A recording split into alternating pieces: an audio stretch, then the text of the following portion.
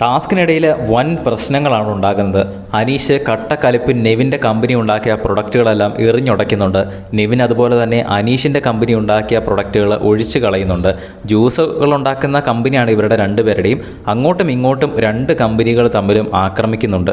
മാത്രമല്ല ഇതിൻ്റെ ഇടയിൽ ക്വാളിറ്റി ചെക്ക് ചെയ്യുന്ന ഓഫീസർമാർ ഇവരുടെ രണ്ടുപേരുടെയും കമ്പനിയിലെ പ്രൊഡക്റ്റുകൾ റിജക്റ്റ് ചെയ്യുന്നുമുണ്ട്. അനീഷിൻ്റെ കമ്പനിയിലെ പ്രൊഡക്റ്റുകൾ റിജക്റ്റ് ചെയ്തതിൻ്റെ ഒരു പ്രതികാരത്തിന് വേണ്ടിയിട്ടാണോ എന്നറിയത്തില്ല. അനീഷ് ക്വാളിറ്റി ചെക്ക് ചെയ്യുന്ന ഓഫീസർമാർ എടുത്തു വെച്ചിരിക്കുന്ന ഓപ്പോസിറ്റ് കമ്പനിയുടെ ജ്യൂസുകളെല്ലാം എടുത്ത് എറിഞ്ഞുടയ്ക്കുന്നതായിട്ട് കാണിച്ചിട്ടുണ്ട്. എന്തായാലും ഈ ഒരു ടാസ്കിൽ ഏറ്റവും കൂടുതൽ കലിപ്പിൽ നിൽക്കുന്നതായിട്ട് കാണാൻ സാധിക്കുന്നത് അനീഷും അനുമോളും അതുപോലെ തന്നെ നെവിനും ജിഷിനുമൊക്കെയാണ്. ഈ ഒരു ടാസ്കിലും ഗോൾഡ് കോയിൻ വിതരണം ചെയ്യാൻ ബിഗ് ബോസ് പറഞ്ഞിട്ടുണ്ട്. കമ്പനി ഓണർമാരായ നെവിനും അനീഷുമായിരിക്കും ഗോൾഡ് കോയിൻ വിതരണം ചെയ്യുന്നത്.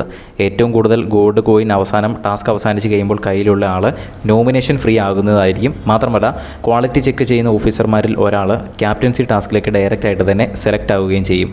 ടാസ്ക് കഴിയുമ്പോൾ തന്നെ ആർക്കാണ് ഇതൊക്കെ അംഗീകാരങ്ങളൊക്കെ ലഭിച്ചതെന്ന് നമ്മൾ അപ്ഡേറ്റ് ചെയ്യുന്നതായിരിക്കും. അത് കാണുന്നതിനായിട്ട് ചാനൽ ഒന്ന് സബ്സ്ക്രൈബ് ചെയ്യുക. വീഡിയോ ഇഷ്ടപ്പെട്ടാൽ ഒന്ന് ലൈക്ക് ചെയ്യുക.